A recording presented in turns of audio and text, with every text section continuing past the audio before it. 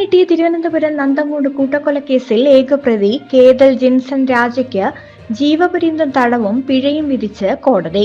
Thiruvananthapuram 6ാം additional sessions കോടതിയാണ് വിധി പ്രഖ്യാപിച്ചിരിക്കുന്നത്. 15 ലക്ഷം രൂപയാണ് പിഴ വിധിച്ചിരിക്കുന്നത്. ഈ തുക അമ്മാവൻ ജോ സുന്ദരത്തിന് നൽകാനും കോടതി നിർദ്ദേശിച്ചു. കേതലിന് വധശിക്ഷ നൽകണമെന്നായിരുന്നു പ്രോസിക്യൂഷൻ വാദിച്ചത്.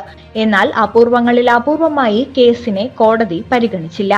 രാവിലെ 11 മണിക്ക് തന്നെ കോടതിയിൽ വാദം ആരംഭിച്ചിരുന്നു.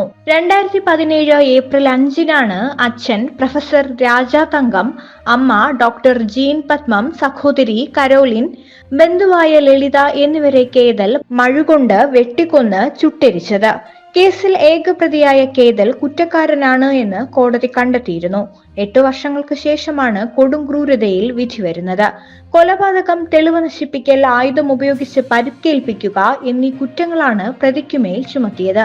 കേതലിനെതിരെ ചുമത്തിയിരിക്കുന്ന എല്ലാ കുറ്റങ്ങളും തെളിഞ്ഞതായി കോടതി ഇന്നലെ വ്യക്തമാക്കിയിരുന്നു. കുടുംബാംഗങ്ങളോടുള്ള ഒടുങ്ങാത്ത പകയാണ് കൊലപാതകത്തിന് കാരണം. 2 തവണ കേതലിനെ വിദേശത്ത് പഠിക്കാൻ അയച്ചു. പക്ഷെ കേതൽ തിരിച്ചു വന്നു. അച്ഛൻ വഴക്കു പറഞ്ഞു. ഇതിനെ തുടർന്നുണ്ടായ വൈരാഗ്യമാണ് കൂട്ടക്കൊലപാതകത്തിലേക്ക് നയിച്ചത്. ആസൂത്രണമായിട്ടാണ് കൊലപാതകം നടത്തിയത്. ഓൺലൈനായി മഴ വാങ്ങി സൂക്ഷിച്ചു.